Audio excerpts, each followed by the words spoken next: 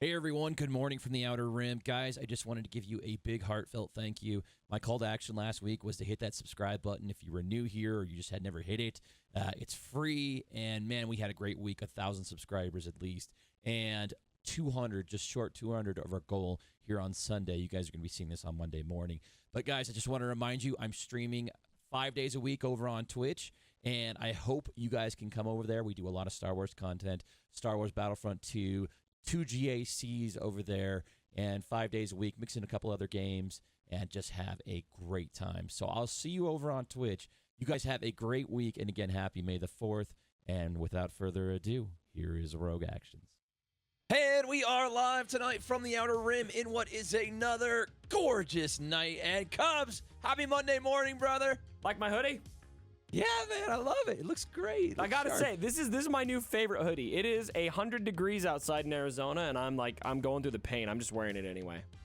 So a little fun fact about that hoodie there.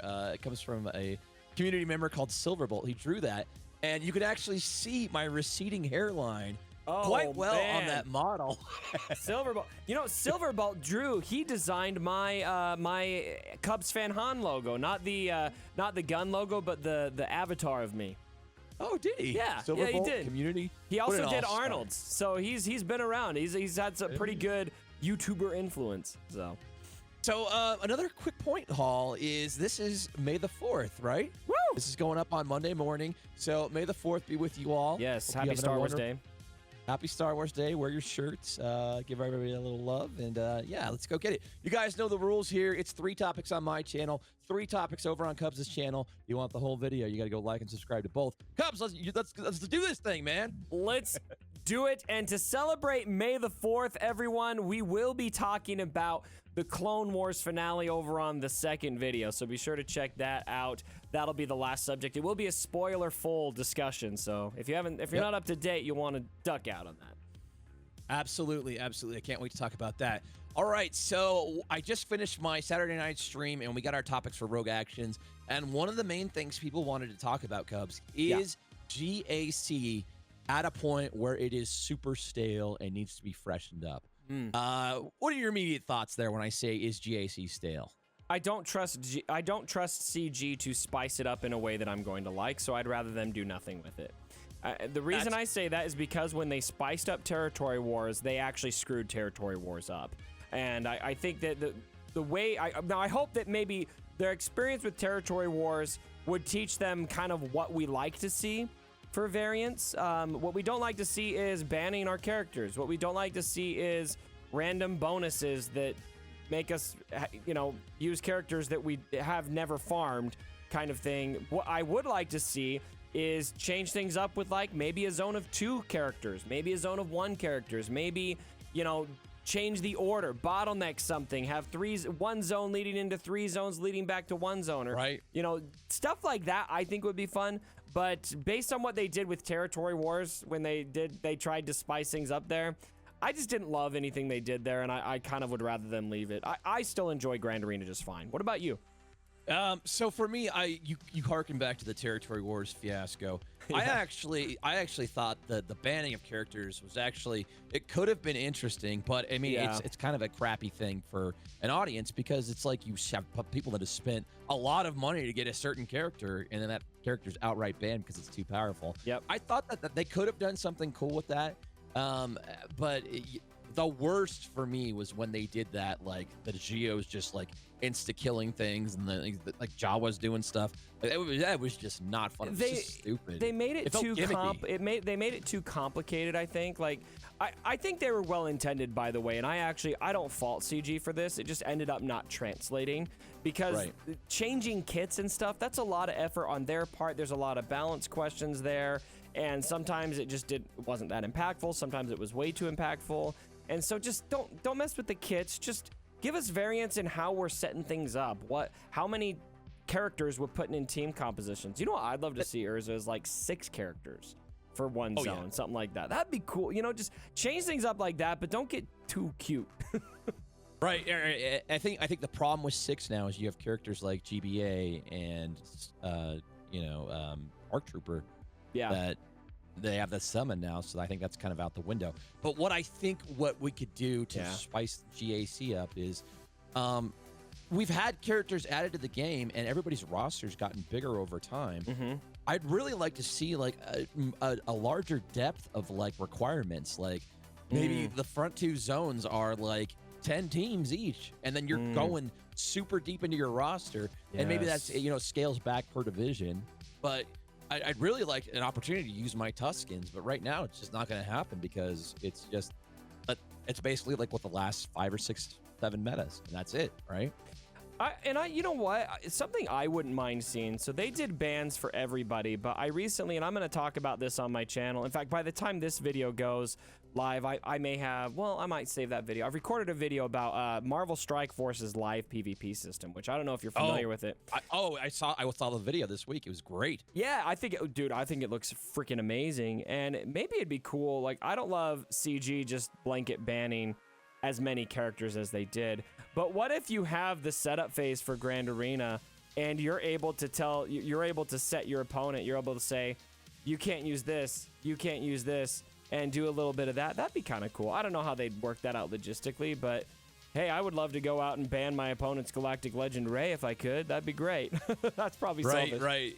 And man, I will say I watched that video. It was fantastic. Just seeing that unfold and like, okay, so you guys don't know what we're talking about here. You could basically do live PvP with like a friend, and then you could have like you ban some of their characters, they ban some of your characters, and then you both get like an unban, and then you do the fight. It's fantastic. And you do a draft when you pick your team. You're picking your team in front of them, and it looked so fun. And Urza, you know what blew my mind the most about that video? What's that? There wasn't just one. There were 2 developers that were on a video with YouTubers. What a novel concept. What a concept. I think the best part of it was one of those guys that was on that video was our former head of our program. Big shout out to the late SWGOH, now Cerebro. Cerebro, yep. Our guy Nick. We love you, buddy. We love you. We love you. There's so much I want to say there, but I'm not. Nick, I'm not hesitating for my love for you. There's a lot of history there. We love you, Nick. Okay.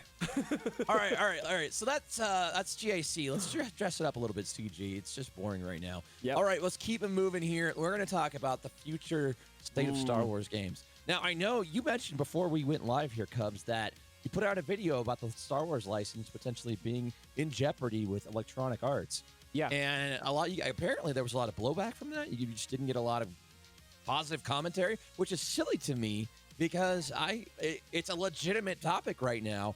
Battlefront 2, a beautiful game, ending live service or ending updates. It still has live service right now, but basically it is a dead game at this point, and it's just going to taper off into the the ether, the internet ether, and hopefully people find a way of keeping that beautiful game alive. Yeah. I played it tonight on stream. Fantastic game. But I think it's a legit topic. The Cubs, what are we expecting for Star Wars games in the future? What would you like to see? And what else is out there? I see you got Cal, our boy Cal, PD1. So we have basically had Fallen Order 2 confirmed recently from Respawn. And so I actually didn't read exactly what they said, but I saw several articles referencing that it was. So it felt legit to me. I don't know if you dug into the weeds of that, but I just want to be transparent in that if it's not 100%, I'm sorry. I kind of read it through the grapevine. But I'm really stoked about that. I'm not really stoked about Battlefront getting shut down. I can understand it. I think it's really interesting, though, to see the community response to that, all of that happening, and how the community responded to DICE. And I think it's just, I talked about it in my video. I brought Bombastic on, who's one of the... I watched that video. Okay. One of the Battlefront 2 YouTubers. I met him at the Jedi Fallen Order event and at Gamescom in Germany. And we had a really good time together, and so it was fun to reconnect with him. But it's just really sad, and I think the community it's remarkable how that game launched. And one of the big, I guess, epiphanies I had while we were filming that video is because we talked about, is there going to be another Battlefront 2 or Battlefront 3? And it doesn't look like they've got one going right now. No. All the DICE folks seem to be moving on and towards the new Battlefield project, and so, but it kind of makes sense to me that maybe they don't want to make another Battlefront, because even in that video that I made, and I talked about, a lot of people felt it was clickbaity. I don't really feel like it was. To me, it felt like it's the question I had, so I was just talking about my own question. No, it's a very relative. It's a very important topic. Yeah, so some people didn't want it, but it's fine. But one of the big realizations I had about it is people in my comments, regardless of what, there's people who just still believe that Battlefront was a crappy game because of how the launch went. They never gave the game a chance. Never gave the game a chance. And there's just this stigma that I don't feel like, because of how it was one of the worst launches in history of gaming, DICE did everything they could to overcome that. And those who gave the game a chance love them for that. They love that dev team for that. And then I also think maybe from an EA perspective, because DICE did as much as they did and nailed it as thoroughly as they did after launch, and people still had that stigma, I think they just need to go away from the Battlefront name, because Battlefront 3 would probably still be tarnished by the Battlefront 2 launch. Love it, man. That is great commentary. And man, I've been playing, okay, so we dabbled in Battlefront a little bit, both of us, and I've been playing it a lot. Every Saturday night, we the community, the hall gets together and we play it. Okay. It is so much fun. It is such a great game. It's amazing. A level of love in that game. You can just feel it. And I don't know, man. I look at the future state of Star Wars games, and what I'll say is I looked at like the Twitter feed the day that announcement came out, and Ben Walk and a lot of those like head developers, Dennis, for that game, like putting out kind of like statements like, after like 6 years, I'm done working on Star Wars. And to me, it felt like they didn't know if the license was coming back. And just the tone from all those tweets that came out and all those posts, it felt like the license was not there anymore, and they're not going to do that in the future. They're not going to do any Star Wars games in the future. Maybe I'm speculating, and maybe I'm reading too far into that. So that very much felt like they were told they're not going to do another Star Wars game. That's kind of what my impression was too, and I think that we may misinterpret it a bit after doing more research and reading through comments and digging a bit more after making that video. It was great to make the video and learn a little bit more since the video. The EA license, I believe, isn't up until 2023. And I also learned that at an EA shareholders meeting, or a Disney shareholders meeting, I think that they said they were happy with EA. And so there's actually not necessarily a lot of grounding right now that the license could be taken away. But based on what I read and what my research was following. But I do think, based on the mood of what Dennis is saying, and by the way, Dennis, I met him at Gamescom. Literally one of the coolest people I've ever met. It breaks my heart that he's not going to be working on Star Wars anymore. Ben Walk, feel the same way about him. Really great guy. It feels like they won't be working on Star Wars, and so what I think it may mean is that they're just not going to be utilizing DICE for Star Wars anymore. For that. They what was it? Who did Fallen Order? It was Respawn. Respawn, yeah.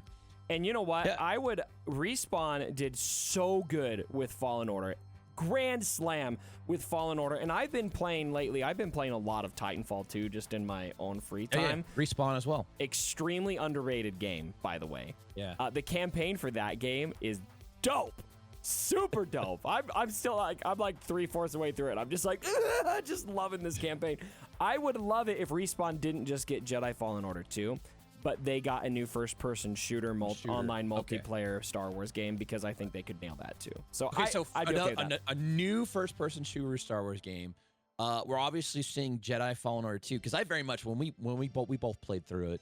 I think it did Fallen Order. It feels like, okay, this is going to continue on. It very much felt like that. They left it open. They knew that. I think they pushed that game. When that game went gold, they knew they were doing a second one.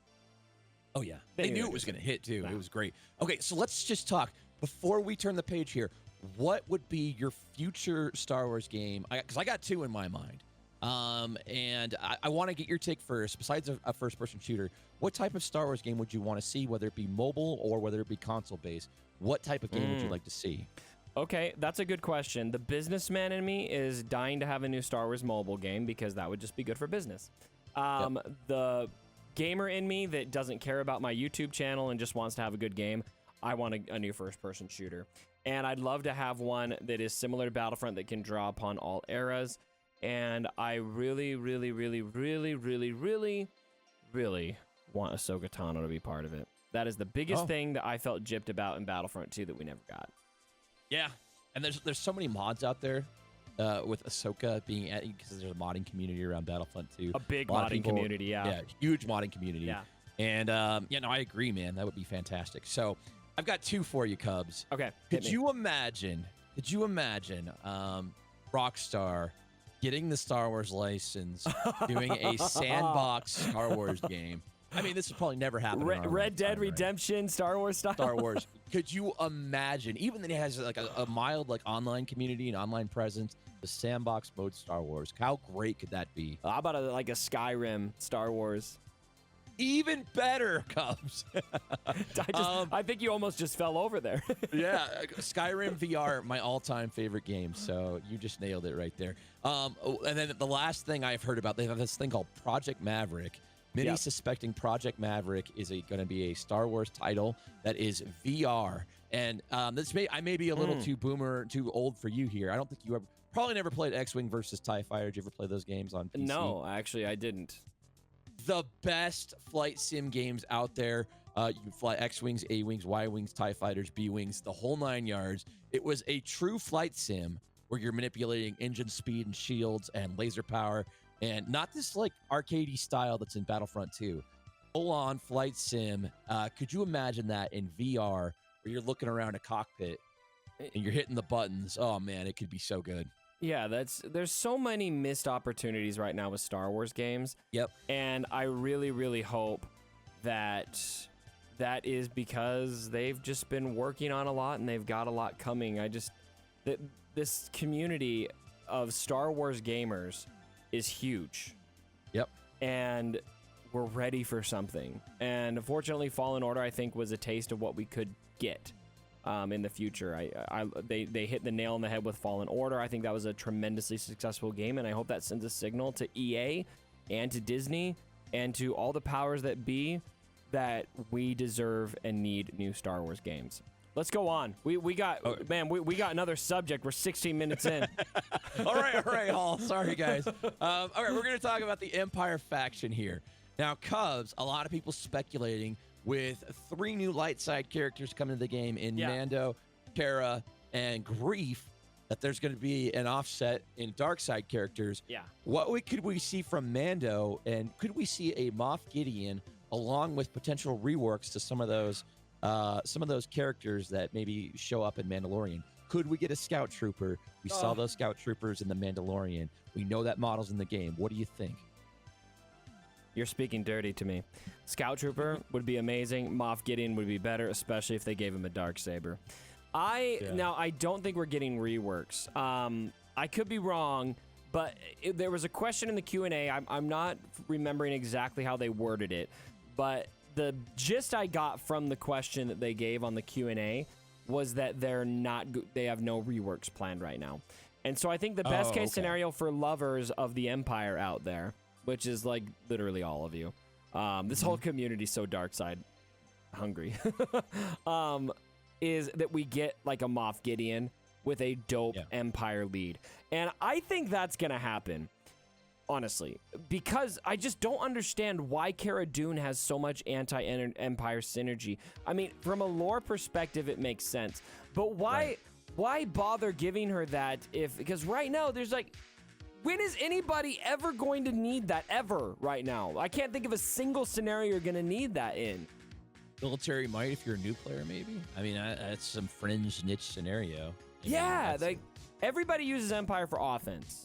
If that, maybe you've moved on and used something else for offense to handle, teams like Bounty Hunters or Night Sisters or whatever. So I think he's going to come in and I think he's going to give us a good defensive Empire team. I wonder if we see that Flame Trooper from the finale of Mando.